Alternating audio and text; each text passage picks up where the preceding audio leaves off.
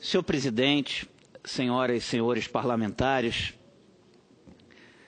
eu não posso acreditar que alguém em sã consciência considere justo o atual modelo de escolha de ministros de tribunais superiores e de conselheiros dos tribunais de contas desse país. Eu não posso acreditar que alguém em sã consciência considere justo esse modelo, onde um governante escolhe quem vai julgar as suas contas, onde um governante escolhe quem é que vai julgar também as suas contas eleitorais no Tribunal Superior Eleitoral. Esse não pode ser um modelo normal, um modelo justo. E é um modelo que vigora no Brasil. O que faz o Tribunal de Contas da União? Julga as contas de um governo. Quem escolhe o ministro do Tribunal de Contas da União? O próprio governo, que esse vai julgar as contas. O que faz o Tribunal Superior Eleitoral? Julga as contas eleitorais de todo mundo. Quem escolhe o ministro do Tribunal Superior Eleitoral? O presidente da República. E o que ele vai fazer como ministro do Tribunal Superior Eleitoral? Julgar as contas do presidente da República. De outros também, governadores, se chegar lá o processo, mas também do presidente. E isso ocorre no STF, que julga ações de interesse do governo. Os ministros são indicados pelo presidente. Isso ocorre no STJ. Eu protocolei nessa casa a proposta de emenda à Constituição 52 de 2015, que institui concurso público para ministros dos tribunais superiores e também dos tribunais de contas. Nos estados, então, os conselheiros dos tribunais de contas são indicados pelo governador e ficam muitas vezes fazendo favor para o governador. Há exceções, mas esse não pode ser o modelo correto. Não pode ser o melhor modelo para a sociedade, para o contribuinte. Não é esse modelo. Eu não tenho como concordar com isso, senhor presidente. Então propus aqui a PEC 52 de 2015, que institui concurso público para a escolha de ministros de tribunais superiores e também de ministros e conselheiros dos tribunais de contas. E sem vitaliciedade. Acabando com a vitaliciedade, passando a ser um mandato de 5 anos. Ou seja, deixa de ser uma profissão e passa a ser um serviço temporário à população de 5 anos. Aquilo passa a ser um serviço à sociedade. Do mesmo jeito que alguém entra na política, disputa um cargo, tem um mandato para prestar um serviço à sociedade naquele mandato. Aquilo tem um caráter temporal. Assim também passaria a ser essa indicação dos ministros de tribunais superiores. Se não acham esse o melhor modelo que eu proponho, vamos discutir outros. Mas esse atual é que não dá para aceitar. Onde se tenha o grau de influência político-partidária que nós temos hoje nas cortes superiores desse país. A pessoa, quando vai julgar algo, ela tem que ser totalmente independente. Ela tem que pensar só com a consciência dela, se aquilo é justo ou não é justo. Não pode ser no sentido de ter que agradar alguém ou dever um favor para alguém. Alguns falam, mas o atual modelo exige uma sabatina pelo Senado. Sabe o que acontece? ficam devendo favor para quem indicou, para o presidente que indicou, e ainda para alguns senadores que votaram a indicação. Isso não é correto, não é esse o melhor modelo para a sociedade. Há exceções, mas não é esse o melhor modelo que atende melhor o interesse público, o interesse do cidadão honesto desse país.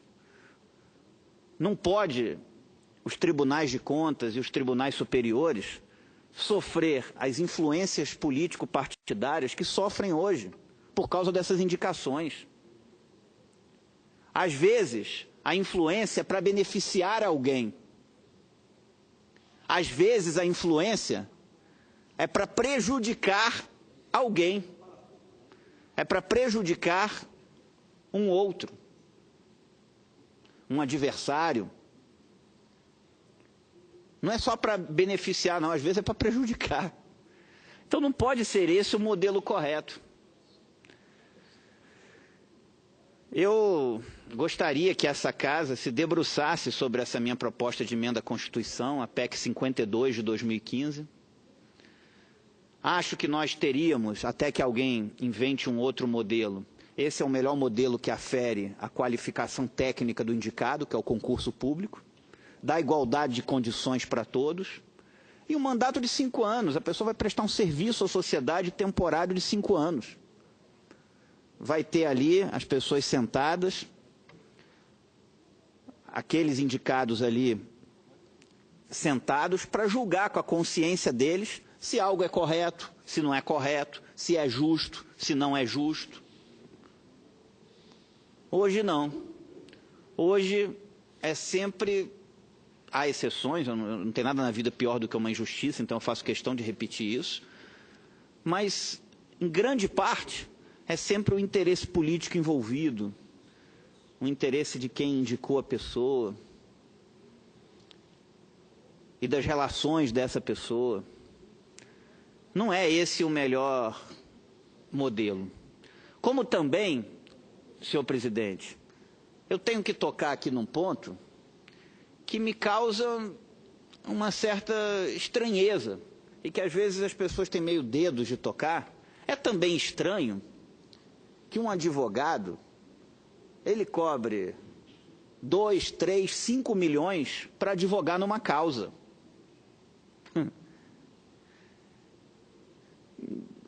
Por mais gabarito e qualificação técnica que tenha esse advogado, fica às vezes parecendo que na verdade ele não está advogando tecnicamente. Às vezes é uma questão de influência. Claro que em outros casos não.